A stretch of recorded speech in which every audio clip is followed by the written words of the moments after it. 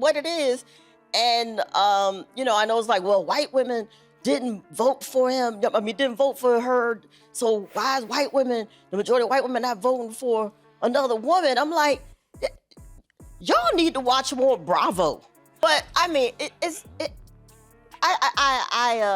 you know, the finger pointing and all, that's not really helping. Yeah, what is the point of that? Yeah, it's like, oh, it's your fault. It's your fault. It's you know, it just happened. Trump just had his entire business empire exposed by Wanda Sykes on national television, and his reaction was nuclear.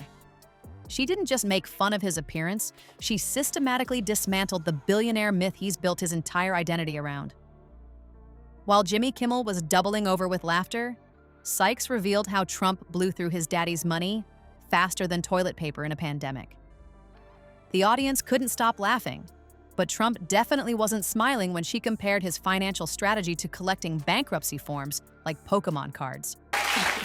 I think they call that 0 for 3. Yeah, yes, right, exactly. Why do you, what's your opinion of why it went this way? Why Americans voted the way we did? Sometimes America is just gonna America. Like Cheerio commercials and showing all those interracial couples. You scared the out of white people. Before we move on, I'd like to ask you a small favor. If you appreciate this content, please take a second to like this video and subscribe to the channel. Over 98% of you watch the videos without subscribing. It costs you nothing, but it makes a huge difference to us. So, did you click the subscribe button? Great, thank you so much. Now, back to the video. Ever wonder what happens when a comedian stops playing nice and goes for Trump's jugular? Wanda Sykes just showed us all how it's done. And folks, it wasn't pretty for the former president. During her recent appearance on Jimmy Kimmel Live, Sykes didn't just throw a few softball jokes. She launched a full-scale comedy assault that left Trump fuming and his supporters scrambling. Jimmy, I'm a black woman and a lesbian. How the hell you think I'm doing? And it's like, okay, so you're focusing on that, on sex change. Are you enjoying the Trump trial? I am enjoying the Trump trial. I really, he's passing gas and everything. So I like that I'm watching it from home. Yeah. You know, I don't think I want to. I blame Donald Trump? Of course I do. He's made everybody. Sykes started off innocently enough with what seemed like the usual Trump appearance jokes. "Look at him," she said, gesturing to a photo Kimmel displayed. "He's basically the human spray tan experiment gone wrong." The audience chuckled, expecting the standard orange man jokes we've all heard before.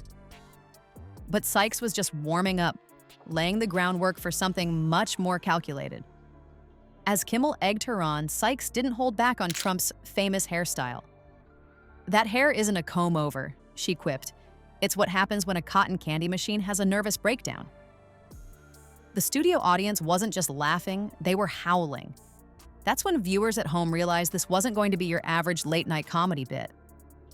Sykes has always been known for her sharp observational humor, but this time, she seemed to have come prepared with extra ammunition.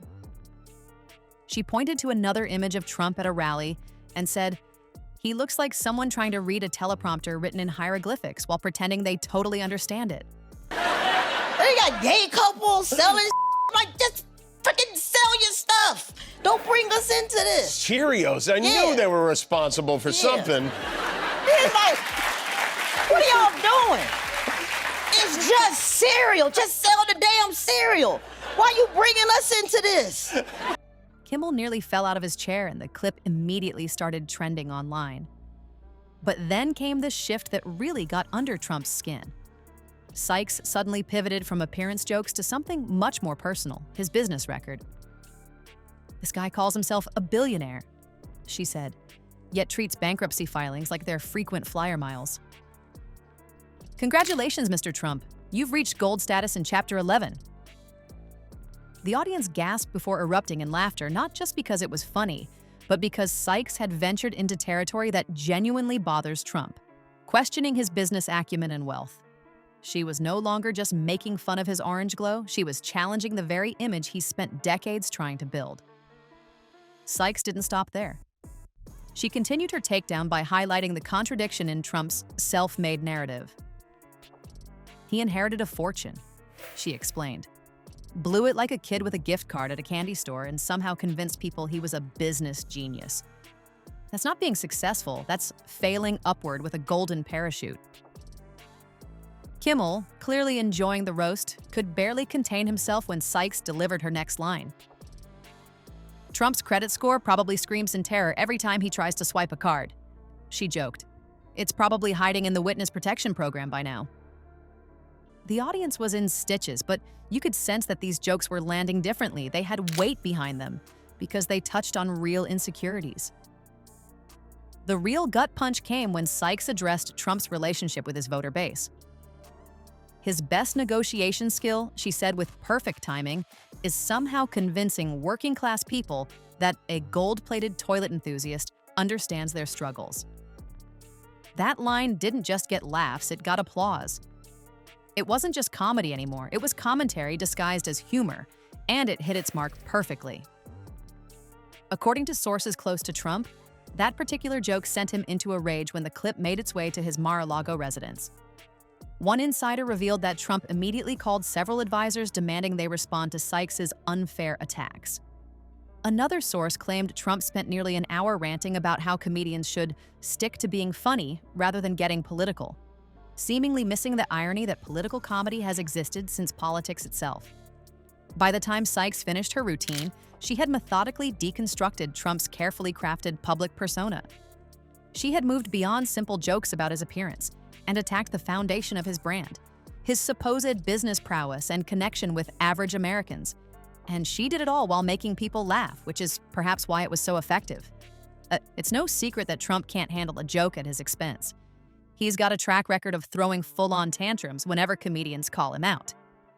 When someone pokes fun at him, he doesn't laugh it off. He grabs his phone and rage tweets until his fingers cramp up.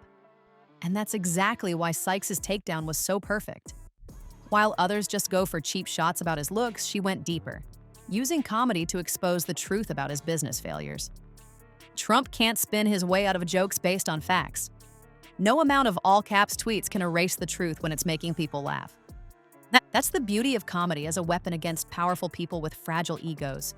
When you're too busy laughing, their usual defenses don't work anymore. Donnie Diapers just can't stand being the punchline.